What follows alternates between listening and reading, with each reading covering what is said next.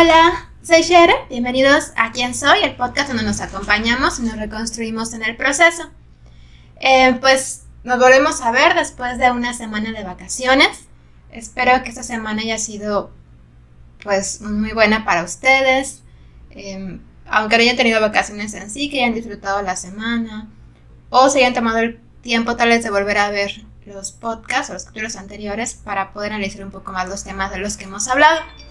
Por mi parte, pues esta semana fueron unas semanas diferentes en las que visité a mi familia, en las que leí un poquito más, en las que comencé un nuevo trabajo, conocí personas muy interesantes, en las que necesitaba descansar un poquito y pues que también he estado disfrutando mis vacaciones escolares, así que ha sido unas semanas productivas y yo espero que esto se vea reflejado en los capítulos siguientes. También pues les recuerdo que se suscriban a los canales de Spotify y YouTube para que crezca el grupo de personas que escuchan el podcast y que ahora también lo están viendo. En Facebook pueden encontrarme como Quién Soy y por Instagram y Twitter como Quién Soy Podcast. Igualmente pedirles su apoyo para difundir los capítulos con sus personas conocidas. El tema de la semana es crítica a la empatía. Y sé que puede sonar muy raro por qué criticar la empatía, pero creo que es importante hablar de ello ya que actualmente la empatía es parte de nuestro discurso cotidiano, es decir, la vida cotidiana, pero también se usa en distintas disciplinas y en propuestas para intentar disminuir o terminar con problemáticas sociales existentes. Pero en realidad tú sabes qué es la empatía, por qué se hace uso de la empatía, cuándo surgió. Y también sabes que tal vez no es empatía. Hace muchos años estudiando, justamente comprendí que en muchos aspectos normativos donde se hace uso común de la empatía, realmente surge desde el pensamiento desigual de ciertos privilegios. En cambio, realmente la respuesta con una mirada pues de reconocimiento más bien al otro. Entonces el término adecuado sería reconocimiento, incluyendo, aceptando y enriqueciéndonos desde las diferencias de los demás, pero ambos partiendo desde el mismo punto y desde la diferencia. Al respecto de lo que acabo de mencionar, Debut menciona que el aumento de las desigualdades se relaciona con el debilitamiento de la solidaridad que nos mueve a desear que el otro, que sea conocido o no conocido, viva sin dicha desigualdad. Es decir, que a partir de esta solidaridad de apoyar a otra persona, pues se ha ido perdiendo justamente o ha ido creciendo esa brecha que aumenta las desigualdades. Y como análisis de estos lazos entre igualdad y solidaridad que se están perdiendo, surgieron los primeros pensamientos sobre la empatía. Por lo tanto, el análisis de la naturaleza humana realizados por Hume y por Smith ligan a la moral con una emoción, el percibir o no dolor o placer ante lo que se observa o cree de la otra persona, llegando así hasta la empatía. Y sin embargo, la empatía está conformada por distintas dimensiones, que es algo que no se habla constantemente o comúnmente. Y no solamente es esta connotación emocional de la que estoy hablando, también está la cognitiva y la conductual. También está la parte o la dimensión social y humanista. Y desde esta dimensión justo emocional de la empatía, es definida por Paul Bloom como el acto de sentir lo que sienten las otras personas, experiencias a los que ellos experimentan.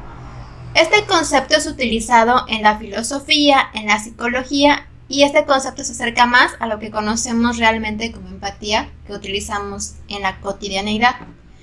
Sin embargo, entre la existencia de distintas dimensiones y el uso indistinto de ellas desde el prisma de dimensiones de las que estoy hablando, se ha creado una especie de revoltura, confusión o incluso sobrevaloración de la empatía. ¿Y a qué me refiero con esto? Pues la empatía se relaciona con la parcialidad. Es decir, yo percibo y siento algo del otro desde mi punto de vista, que puede ser que no sea el punto de vista que vaya de acuerdo a la realidad. Entonces no es parcial. Y hasta antes de leer al respecto, yo también concebía este punto moral de la empatía, que realmente pues no es tan real como se puede considerar. No es que sea malo, es que simplemente se percibe como algo que rige nuestra ética, y pues realmente no es así. Es decir, que la empatía es subjetiva. Entonces no es una crítica a la empatía como tal, no es que yo diga que la empatía no existe o que es mala o que es subjetiva y por lo mismo no se debe de utilizar, simplemente es que se debe de colocar en donde realmente va y no en el ámbito moral. No es que la empatía no dé lugar a cosas positivas o motivaciones, situaciones realmente pues que aporten algo. Y estas también pueden dar lugar a resultados positivos, pero sí puede tener una parte negativa, y ahora vamos a ver un poquito más a fondo por qué.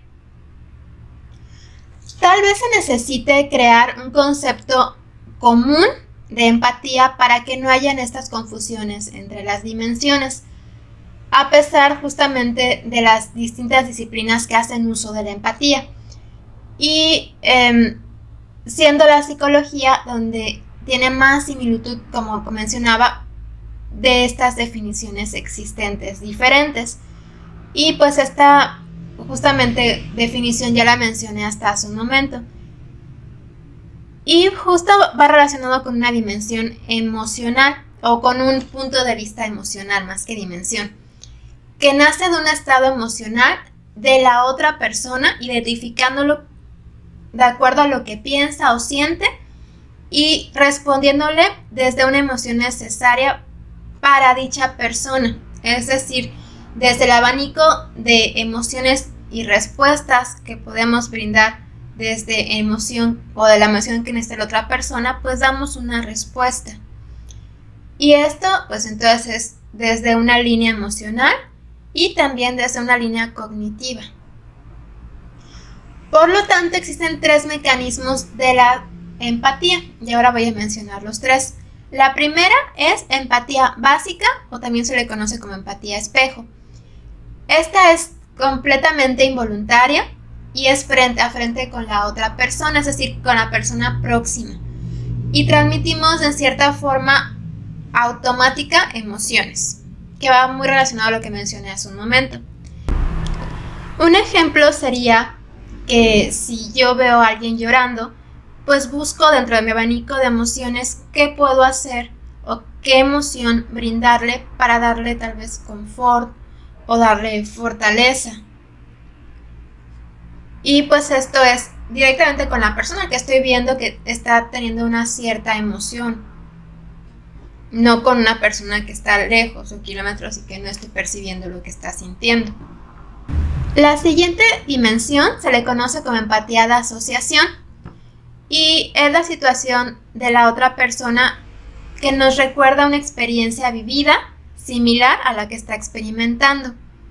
Por ejemplo, si la otra persona está llorando porque reprobó un examen, pues yo voy al abanico de recuerdos en los cuales tal vez en algún momento reprobé un examen, creo que estoy entendiendo cómo se siente y de acuerdo a ello reacciono. Y de nuevo es con la persona próxima y tiene que ver con hacer cierta cognición para obtener esa respuesta necesaria para la otra persona. Y el último mecanismo de empatía es la adopción de perspectiva imaginativa. Y esto se refiere a que nos ponemos en el lugar de la otra persona, ya sea próximo a nosotros, cara a cara, o lejano a nosotros, que es una persona real o puede ser una persona imaginaria. Imaginaria me refiero a que tal vez sabemos que está pasando cierta situación en cierta parte del mundo y que no tenemos una persona en concreto que lo está viviendo, pero sabemos que hay personas que lo están viviendo.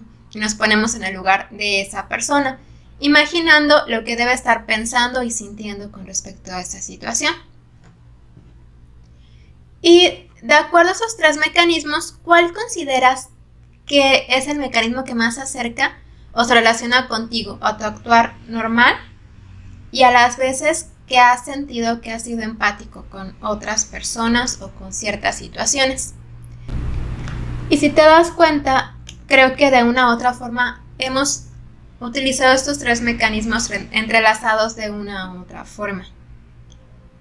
Ahora, con respecto a la dimensión de la empatía que va más enfocada a la filosofía y a la parte social y humanista, esta tiende, como ya mencionaba, más hasta la línea moral y por lo tanto normativa, con explicaciones que consideramos más maduras, entre comillas, y que tienden por lo mismo al ideal, desde el sentimiento de lo moral y de la ética del cuidado. Con respecto a lo que acabo de mencionar, justamente Martin Hoffman menciona que la mayoría de las dimensiones morales de la vida suscitan empatía porque implican víctimas. Se vean o no se vean esas víctimas, sean presentes o futuras. De esta forma, podemos situarnos a acciones de una mala persona, entre comillas, respondiendo con actos que pueden ser salvajes o de ira o de enojo por aquellas personas que muestran crueldad hacia otras personas. Entonces, en palabras de Martin Hoffman, la empatía no bloquea la deshumanización. Bloom dice que en lo que se refiere a la bondad en nuestras interacciones cotidianas no es empatía, sino capacidades como el autocontrol, la inteligencia y una mayor difusión de la compasión. La empatía entonces no traiciona solo cuando la tomamos como guía moral. Eso es lo que menciona Bloom. También nos dice que el efecto de la víctima identificable hace que formulemos empatía hacia las personas cercanas e indiferencia entre las personas que se encuentran lejanas a nosotros. Una muerte es una tragedia y 1.000.000 una estadística. Y creo que eso pasa sobre todo en países como México, que estamos tan acostumbrados a que vemos a medios de comunicación, noticias, con personas cercanas, fallecimientos, desapariciones, violencia cotidianamente, en el que hasta que no es una persona cercana, ya comienza a ser como una noticia más que podemos prender, escuchar y apagar. Entonces tendríamos que plantearnos que al encontrar a un villano, habría que mirar el otro lado de la moneda en cierta forma, analizar nuestra verdad, analizar por qué tendemos a la empatía en ciertas situaciones y en ciertas seguimos viviendo nuestra vida mientras hay guerras, por ejemplo, al otro lado del mundo, o hambre, y sabiendo que también no nos vayamos al otro lado del mundo. Tal vez 2 comunidades después de la mía hay desigualdades, hay violencia, pero para mí no es próximo. Y entender que no podemos afirmar una verdad sabiendo que no hay parcialidad en nuestra visión de esa verdad. Creo que este tema puede ser un poco complejo porque no es algo que podamos mirar a simple vista, ¿no? Sino que es algo que estamos analizando incluso desde perspectivas psicológicas, emocionales, pero vale la pena plantearnos justamente este análisis cuando afirmamos cuestiones o cuando vemos o no vemos cosas que están pasando. Y cuando utilizamos conceptos como la empatía como algo normal, cuando no sabemos realmente cuándo sí se debe de usar y cuándo realmente no es empatía de lo que estamos hablando. O que hay otras formas de actuar que van de mayor acompañamiento o de mayor uso para las situaciones, sobre todo en el tema de ética moral. Y bueno, pasamos justamente a la parte de la canción de la semana. Y la canción se llama Stigma y es una canción interpretada por BTS. De nuevo, esta canción proviene del disco Wings, disco donde los integrantes escribieron y plasmaron vivencias y miedos personales que son propios del ser humano, es decir, que todos hemos pasado sentido de cierta forma. Y la letra dice: ahora lloro, lo siento muchísimo, y lloro porque no pude protegerte. La herida es cada vez más y más profunda. Es como un vaso de cristal roto, irreversible. Mi corazón duele cada día más. Una persona tan frágil como tú tuvo que pagar por mis pecados. Por favor, deja de llorar y dime una cosa. Por favor, pregúntale a mi antiguo yo cobarde. ¿Por qué tuviste que hacerme eso? Lo siento, lo siento, lo siento, lo siento, hermano. No puedo borrarlo, aunque intente ocultarlo escondiéndome. ¿Me estás llamando pecador? ¿Qué más puedo decir? Esa luz ilumina mis crímenes. La irreversible sangre roja continúa brotando. Siento que voy a morir de este dolor a medida que va clavándose dentro de mí. Déjame ser castigado, por favor. Perdona mi castigo. Por favor. Esta canción plasma la culpa de una persona que debido a cierta situación o cierto acto que cometió lastimó a alguien más y carga con el peso con el que siente haber lastimado a dicha persona. Creo que es interesante esta perspectiva de canción porque normalmente vemos desde la persona lastimada y habla, o si analizamos la canción desde la perspectiva de la empatía psicológica, nos hace entender en cierta forma a la persona culpable, entre comillas, y sin embargo, si lo vemos desde una perspectiva moral, podríamos colocarnos desde la imparcialidad de castigar a la persona culpable, desde la mirada del otro, justamente, quien fue lastimado. Con esto concluimos el capítulo del día de hoy. Espero que con este capítulo se vea la importancia de analizar aquellos conceptos que tenemos como verdades absolutas, entender la postura emocional de la empatía, el intentar mirar las dos versiones desde el reconocimiento, es decir, estando en el mismo nivel y canal con la otra persona, aceptando sus diferencias y que a partir de ello podemos construir. No se tiene que dialogar teniendo a otra persona que piensa, siente o afirme o viva igual que nosotros. Al contrario, identificando que esa persona piensa, hace o vive distinto a mí, a través del diálogo, a través de llegar a cosas en común, a través de tener como una verdad construida por las dos personas, es que considero que mucho de lo que vivimos puede cambiar. Ahora sí, cuídense y nos escuchamos y ahora también nos vemos la próxima semana en Quién Soy. Suscríbanse por medio de YouTube, de Spotify y síganme por redes sociales. Ya saben que pues en tanto abajo coloco cuáles son mis redes, cuáles son mis canales y también pues lo pueden encontrar justamente en redes sociales. Y pues bueno, saben que les quiero y hasta pronto.